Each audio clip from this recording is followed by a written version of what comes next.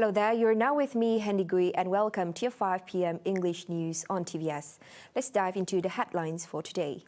Sarawak is on the path to flourish into a high-income state with multiple developments, proving its capability of becoming a gem in Malaysia. Under the leadership of Chief Minister Datuk Patinggi Tan Sri Abang Johari Tun Openg and assisted by his new cabinet, Sarawak will continue to excel. Prime Minister Datuk Sri Ismail Sabri today congratulated the new administration and expressed his utmost confidence in the new lineup on his official Facebook page. Ismail Sabri also expressed his hopes that the new cabinet lineup, comprising 10 ministers and 26 assistant ministers who were sworn in virtually, would deliver the goods with devotion to the people of Sarawak. The cabinet's swearing-in ceremony this time around made history when it was being done virtually on January 4th. Sarawak Yang di-Pertua Negeri Tun Pehin Sri Abdul Taib Mahmud accepted their appointments at Astana Negeri, with the ministers and assistant ministers physically present at the State Legislative Assembly building. Gabungan Party Sarawak GPS won the 12th Sarawak state election with a landslide victory under the leadership of Chairman Abang Johari, obtaining more than 2/3 majority on polling day. GPS, comprising Parti Pesaka Bumiputra Bersatu PBB, Sarawak United People's Party SUPP, Parti Rakyat Sarawak PRS, and Progressive Democratic Party PDP, won 76 out of the 82 seats up for grabs in the election. The recently announced Sarawak cabinet is neither static nor unchangeable. Chief Minister Datuk Patinggi Tan Sri Abang Johari Tun Openg said he is willing to make changes to the cabinet lineup according to current needs and situation. Dan sudah tentu kabinet is not static. Ia akan berubah dari masa ke masa dengan keadaan yang berlaku ketika masa itu berlalu. Bukan senang sebagai bapa adanya anak yatim, adanya tidak anak yatim, mungkin fulannya, kita terpaksa timbang semua. Dan dari sudut itu kita pun ada kekangan disebabkan oleh perlembagaan. Perlembagaan kita menghadkan. Dan sebab itu dengan adanya masa depan kita, hala tuju kita yang baru, sudah tentu dari masa ke semasa, as mentioned by Joseph Salam, we will realignment, yes, we will align dengan apa yang harus kita laksanakan. Tapi what is important is we must fulfill our promise. On December 30th, Abang Johari announced the new Sarawak cabinet, comprising 10 ministers and 26 assistant ministers. Elaborating further, he said the selection of cabinet members was done and finalized after taking into consideration various factors, including the composition of parties in the ruling Gabungan Party Sarawak GPS coalition, constituencies, and ethnic groups in the state.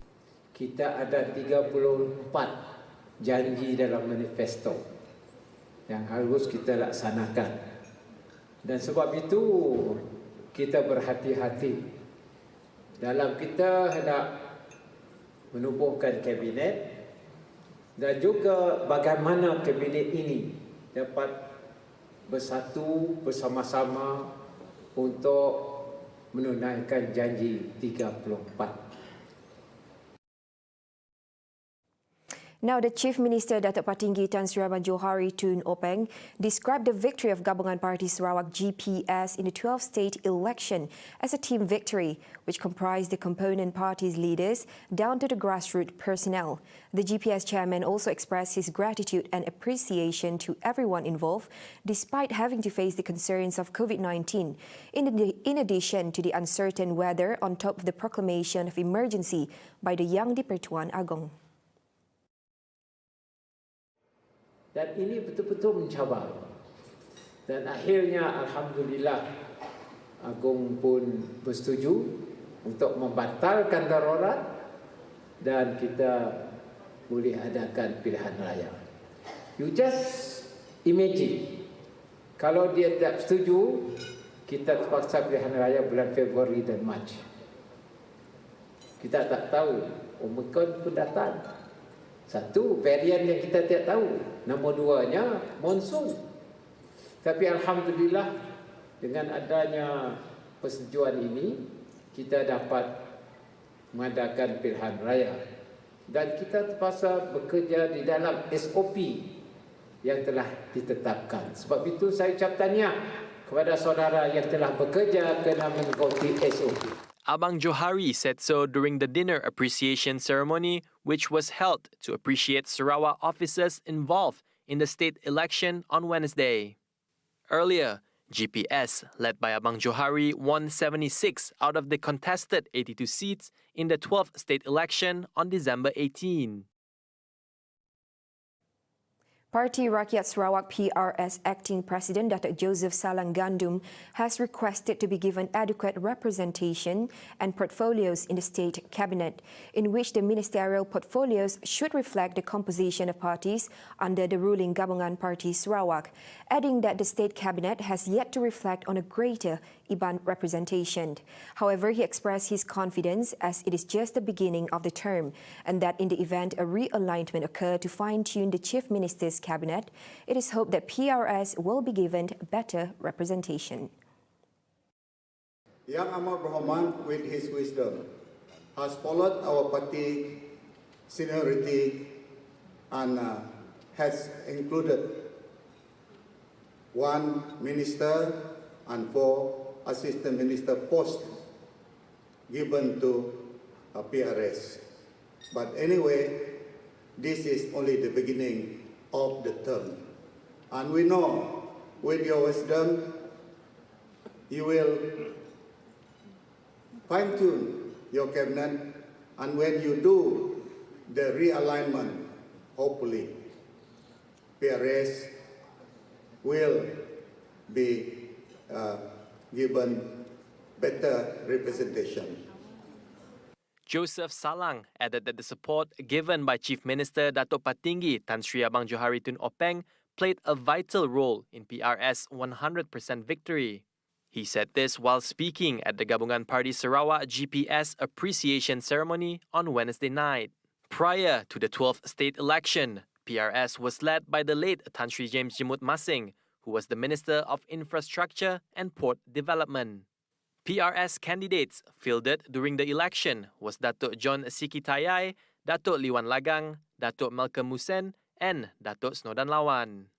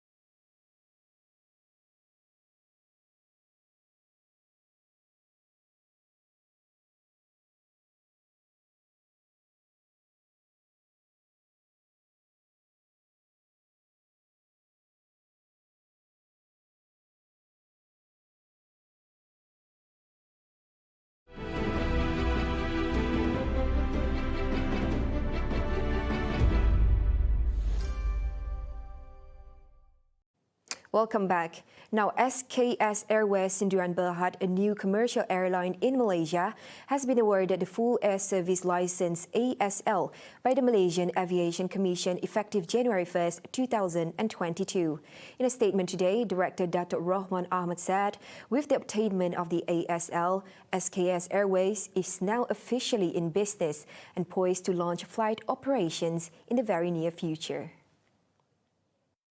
With SKS Airways looking forward to serving its customers while maintaining the highest hygiene and safety standards, customers can now book flights at www.sksairways.com as the airline will start accepting flight bookings. SKS Airways, a subsidiary of SKS Group, is the latest scheduled commercial airline in Malaysia to be granted a full ASL, which is required to transport passengers, mail, or cargo on a fixed schedule by air between two places, so long as it falls within Malaysia's borders. An ASL will only be issued to an applicant that holds a valid Air Operator's Certificate or AOC by the Civil Aviation Authority of Malaysia, CAAM, which SKS Airways received on October 1st, 2021. Kim Tech Chiang Consolidated Berhad KTC has reiterated its goal to set up its first gardenia production factory in Sarawak in the foreseeable future. With a strong state government offering a positive political landscape, both the Sarawak government and KTC are confident that gardenia's establishment in Sarawak will be realized in the near future. Gardenia's setup in Sarawak is in line with the state government's initiative, which aims to prioritize the welfare of all citizens. Hence, with the erection of a mega-sized bread factory, it will offer thousands of job opportunities to Sarawakians, at the same time providing an affordable, enjoyable, and healthy lifestyle readily available in the state of Sarawak.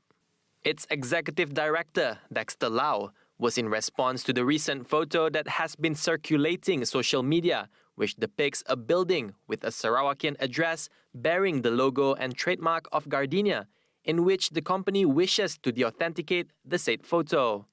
Given that no such building bearing Gardenia Bakery's Sdn Bhd trademark is currently owned by KTC in Sarawak.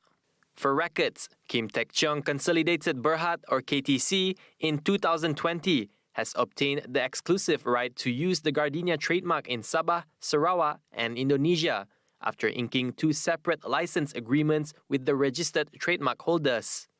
In addition, with a strong state government offering a positive political landscape, both the Sarawak government and KTC are confident that the Gardenia's establishment in Sarawak will be realized in the very near future. 7 children were among 13 individuals killed in an early morning fire on Wednesday, January 5th in a Philadelphia 3-story apartment building after smoke detectors failed to go off. Firefighters arrived at around 6:40 a.m. local time and battled the flames for about 15 minutes on the second floor of the building in the city's Fairmount neighborhood. Philadelphia Fire Department stated that 8 people managed to escape the building through one of the 2 exits, and 7 children were among those killed. Fire officials also stated that the death count could change. Fire officials reported that there were 4 smoke detectors in the building, but they failed to activate. There were conflicting accounts as to when the smoke detectors were last inspected, as some claimed that they were last inspected in 2020. The building was converted to house 2 families, and 26 people lived in the building. And that concludes the 5 p.m. English news on TVS. As usual, don't forget to tune in for the Nightline at 11:30 p.m. With that, I'm Hendy Gui. Stay safe and have a pleasant day.